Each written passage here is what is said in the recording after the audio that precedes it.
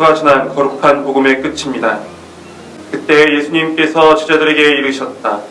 성경에 기록된 대로 그리스도는 고난을 겪고 사흘 만에 죽은 이들 가운데에서 다시 살아나야 한다. 그리고 예루살렘에서부터 시작하여 죄의 용서를 위한 회개가 그의 이름으로 모든 민족들에게 선포되어야 한다. 너희는 이 일의 증인이다. 그리고 보라, 내 아버지께서 약속하신 분을 내가 너희에게 보내주겠다. 그러니 너희는 높은 데에서 오는 입을 입을 때까지 예루살렘에 머물러 있어라. 예수님께서는 그들을 베타니아 근처까지 데리고 나가신 다음 손을 드시어 그들에게 강복하셨다. 이렇게 강복하시며 그들을 떠나 하늘로 올라가셨다. 그들은 예수님께 경배하고 나서 크게 기뻐하며 예루살렘으로 돌아갔다. 그리고 줄곧 성전에서 하나님을 찬미하며 지냈다. 주님 승천 대축일을 지내는 오늘 우리는 제1독서로 사도행전의 말씀을 들었습니다. 이 사도행전에 따르면 예수님께서는 부활하신 다음 40일 동안 자주 나타나셔서 제자들을 격려하시다가 예루살렘에서 제자들이 지켜보는 가운데 하늘로 올라가셨습니다. 그런데 루카복음서와 사도행전이 전하는 승천 이야기는 조금 차이가 있습니다. 루카복음서와 사도행전은 같은 사람이 집필했습니다.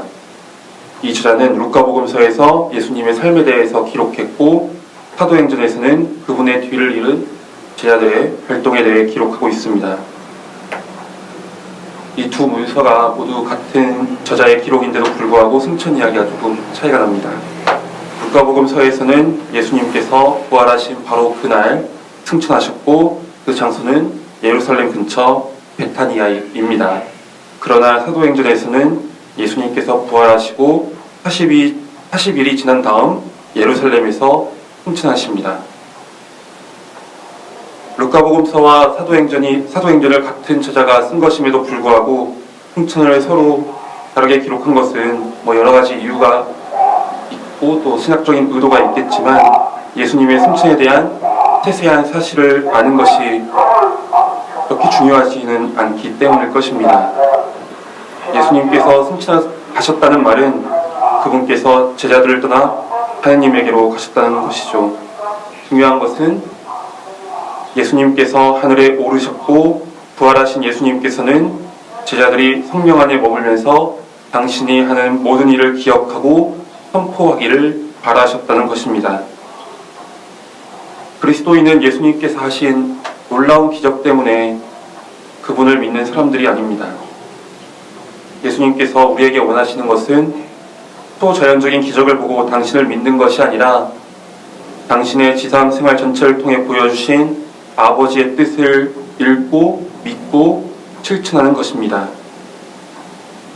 요한복음 14장에서 예수님께서는 이렇게 말씀하십니다. 누구든지 나를 사랑하면 내 말을 지킬 것이다. 그러면 내 아버지께서 그를 사랑하시고 우리가 그에게 가서 그와 함께 살 것이다.